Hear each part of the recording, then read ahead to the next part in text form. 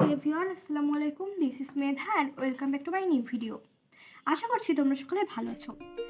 আজ আমি সপ্তম শ্রেণীর বিজ্ঞান বইয়ের 58 থেকে 60 পৃষ্ঠা পর্যন্ত বিস্তারিত এই ভিডিওতে আলোচনা করব। তো চলো ভিডিওটি শুরু করি।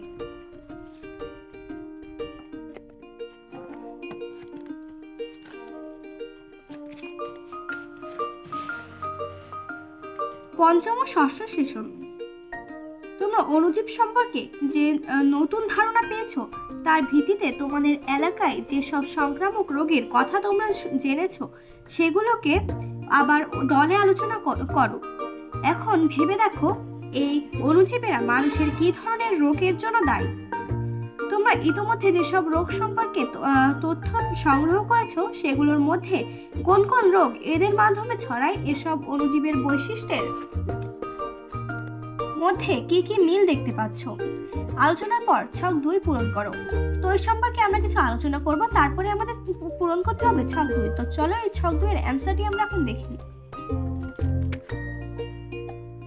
ছক 2 তে বলা হয়েছে সংক্রামক রোগের নাম, কোন অণুজীব এই সংক্রামক রোগের জন্য দায়ী, এই সংক্রামক রোগের লক্ষণ কি কি, কিভাবে এই সংক্রামক রোগের প্রতিকার ও প্রতিরোধ করা যায়, এই সংক্রামক রোগ থেকে বাঁচতে কি কি স্বাস্থ্যকর অভ্যাস গড়ে তোলা উচিত। তার আগে জোড়া বা দলের নাম।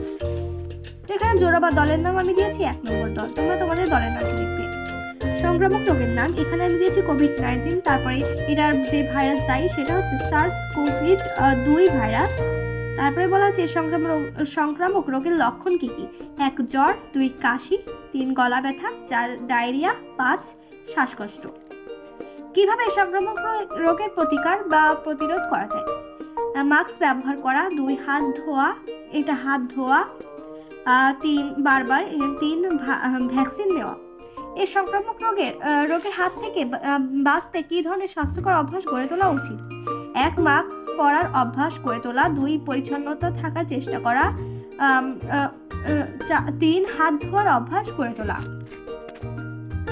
Cholera, Vibrio colliery bacteria.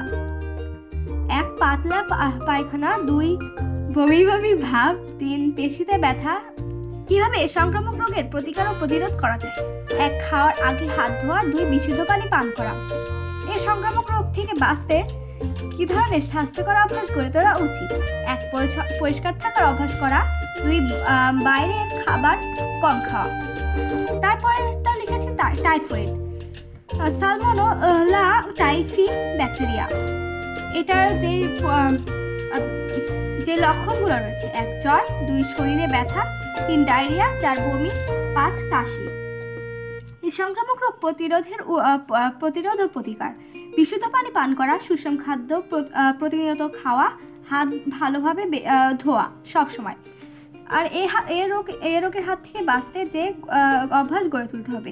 হাত ধোয়ার অভ্যাস গড়ে তোলা, 2 পরিষ্কার থাকা সবসময়।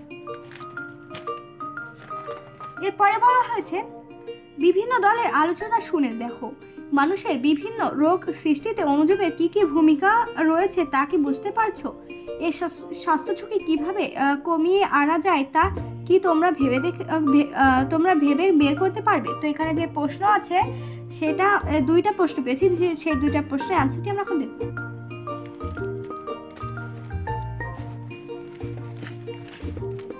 মানুষের বিভিন্ন রোগ সৃষ্টিতে অণুজীবের কি কি ভূমিকা রয়েছে।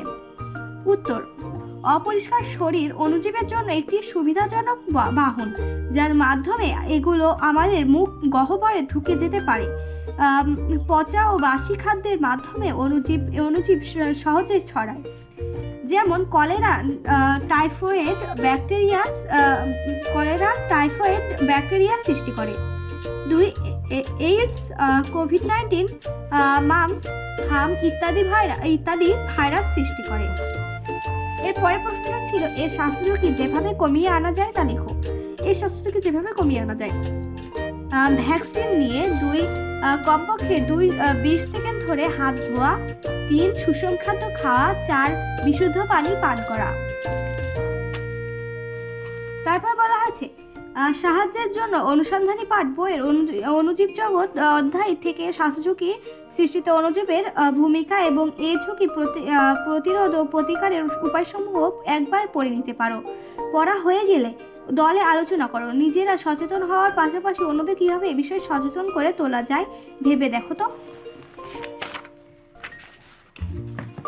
কিভাবে অন্যদের সচেতন করা যায় সেই বিষয়ে দলের সবার সাথে আলোচনা করে পরিকল্পনা করো।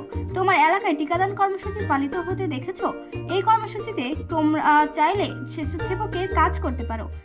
শিক্ষকের পরামর্শ নিয়ে পরিকল্পনা করো। তোমার দলের পরিকল্পনা নিচে লিখে রাখো। তো এখানে এই যেটা লিখতে হবে তার অ্যান্সারটা এখন আমরা দেখব।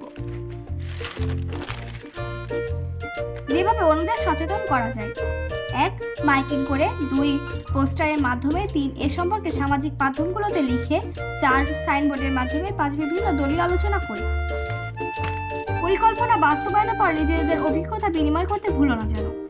তো এখানে ফিরে দেখা, টিকাদান কর্মসূচিতে যোগ দিয়েছিলে, কেমন লাগলো এই অভিজ্ঞতা? এই কাজে কি তোমাদের নতুন কোনো চ্যালেঞ্জের সামনে পড়তে হয়েছে? তার মোকাবেলা কিভাবে করলে? তো এখানে যে 2টি প্রশ্ন আছে তার অ্যান্সারটি এখন আমরা দেখব। প্রথমটির অ্যান্সার: হ্যাঁ, আমি এবং আমার দলের সবাই একটি টিকাদান কর্মসূচিতে যোগ দিয়েছিলাম। যদিও আমাদের টিকা দিতে দেয়নি, তবে কর্মকর্তাদের সাহায্য করার সুযোগ দেওয়া হয়েছিল, যা আমাদের খুব ভালো লেগেছে করতে। 2 নম্বর প্রশ্নের উত্তর: এই কাজে তেমন কোনো সমস্যা না হলেও টিকাদান কর্মসূচিতে যোগ দিয়ে কাজ করতে সামান্য সমস্যার মুখে পড়ি, তবে শিক্ষকের সহায়তায় তার মোকাবেলা করতে পেরেছি। তো আজকে আমার ভিডিওটি ছিল এই পর্যন্ত। আশা করছি তোমাদের সকলেই ভালো লেগেছে। ভিডিওটি ভালো লাগলে লাইক, কমেন্ট এবং শেয়ার করবে। ধন্যবাদ।